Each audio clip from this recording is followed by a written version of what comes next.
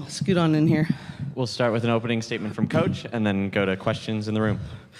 As usual, thank you all for being here on a Friday night. It means a lot. First, I just, I have to give a shout out to all the Pac-12. You look across the conference and, Stanford having to come back against Washington State, the buzzer beater with Arizona and Colorado, obviously Oregon State and SC just finishing off, coming down to the last possession. It's just, this conference is so good. And, I just, when you're able to have a night, even when you shoot as poorly as we did tonight, you should be thankful. And that's why you build your backbone on defense and rebounding, because sometimes these nights come. Credit to Oregon for the way that their zone really bothered us. They used their length really effectively, and thank goodness we got ourselves extra possessions. I mean, we both shot the ball terrible, both teams, but we got 75 shot attempts to their 43. And so obviously rebounding and creating extra possessions was the difference. Just lastly, really proud of career high by Angela. She's just put in so much work, and to see her have the first half her being foul trouble and then to come back with the productivity she did, because she's worked so hard and cares so much, it's just fun to celebrate a great night for her. And then Kiki having 10 assists and 0 turnovers, just remarkable on that front. And I think that's why we rely on our depth, is that every night it's been someone different. And and when a night where our post players struggled a little bit more, though I thought Christine Iwala had some really big moments and finished well around the paint. I love the way that different people are willing to step up on any given night. I thought Charisma's defense was spectacular once again. So I think that's why you're a top team. There's not top individuals. And so that's, proud of the way they responded together. We'll start with Gavin Carlson, Daily Bruin, and go to Beth Harris, Associated Press. Hi, Coach. Hi, Gavin.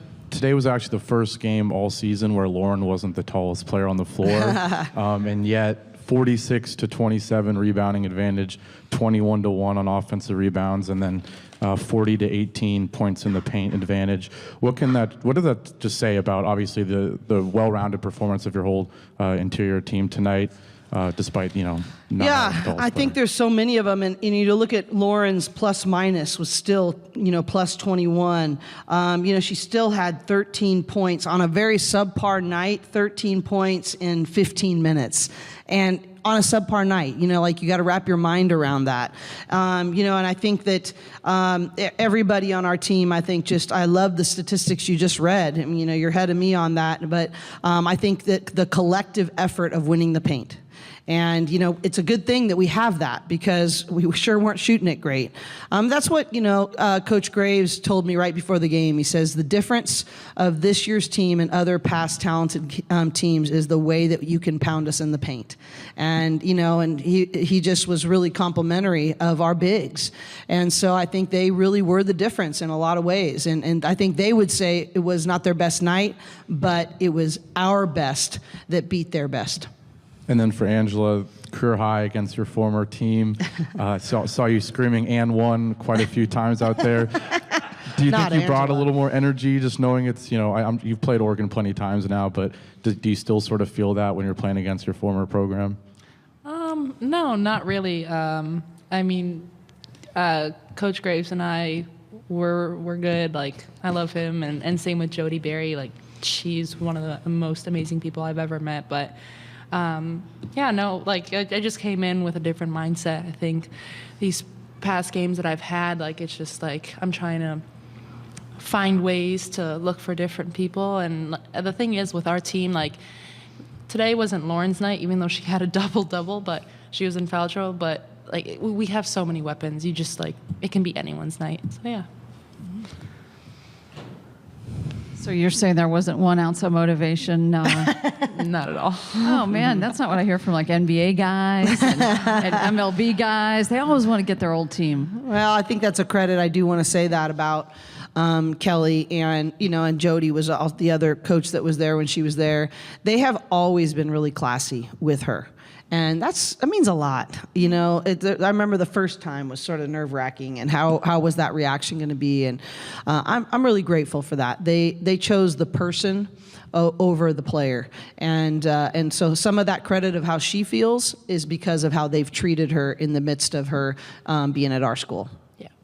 Angela, can you just talk a little bit more about the defense tonight? I mean, you guys were so dominant in the paint with the scoring, the rebounding, especially on the offensive glass. Again, it wasn't. Coach always talks about defense is going to help your offense, but tonight the offense really didn't do much, and yet you were so dominant. Everybody on defense. Yeah. Did you come in with that collective mindset from the get-go? Yeah. Our goal for each quarter was to keep them under 12, and the whole game to keep them under 50, which we did, so by one. But we preach about defense every single practice, every single day. And I think today was a good representation of how we can play defense. Of course, we had foul trouble and everything from me and other players, but credit to that. Philly's so dominant, and she's going to be such a great player. But yeah, you saw Charisma guarding Grace and the height difference in that, but Charisma's so capable of guarding anybody she wants. And I think we know what we have to do to stop them defensively and to stop other teams defensively. It's just we have to commit to it, and I think today was that day.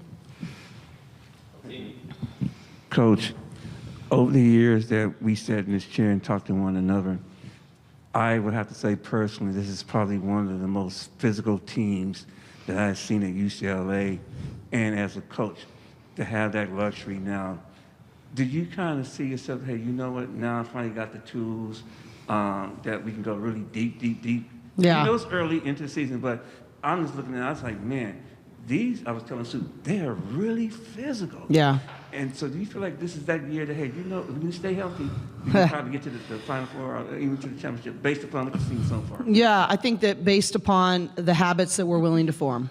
And I don't mean to be coach speak about it, but we think about it one time a year. At the beginning of the year, we talk about, okay, what are our goals? And we talk about wanting to cut down nets and be in Cleveland and have a chance to compete for a championship and championships. And the reality is then all that matters is reverse engineering that and wondering, are we willing to have the habits that support that? And really, what are your commitments? I want their commitments to be there. I want their habits to be there. I want them to have a growth mindset. I want them to be present focused. And this team has been really good. That actually gives me more excitement about what they can become, is that they have been willing to be like, I'm just committed to getting better today. We actually showed him a clip before shoot-around today of Kobe Bryant, and he was talking about the only thing that matters every day is that you can look yourself in the mirror and say, I got better today. I improved today. I got closer to mastering my craft today. And that is truly the only thing we're allowing ourselves to look at. And if we can keep that mindset, I think we have a chance to go a long way. At the halftime minute you're talking about, so I was watching Oregon State and USC, and wow, playing Oregon State is always an intense experience. Yeah. You guys obviously have a lot of depth, and playing them is kind of like a chess match. How do you go about preparing to face them in just a day and a half? Can I answer this real quick? Sure. It's going to be really short, but we, along with us having, one of the best teams in the nation, that also comes with one of the best coaching staffs in the nation. And they prepped us for this game so well in the past games, and it's going to be the same thing with Oregon State. So whatever you'd like now. I mean, and I just think that it's going to be people smarter than me, as I always like to say. Those scouting reports are not done by me.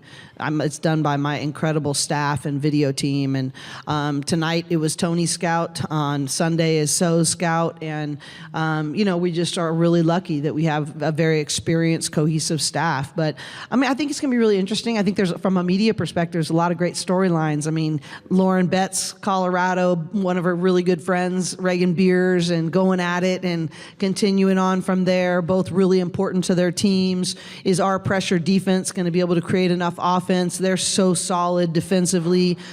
Scott is such a good chess player, as you referred to, and he makes great in-game adjustments. He wants to control it. They're going to want it to be more of a half-court game. We're going to want it to be up and down. And, that's the great thing, right, is which team can play to their identity and which team can really get their best players in that particular day, which for us, it could be someone different. Who knows who that will be that on Sunday, but can we put them in positions to be able to get their best shots? And, so I'm really excited about it. I think it's going to be a great matchup. This was their first loss today. I'm sure they'll be very motivated, and obviously they played really well.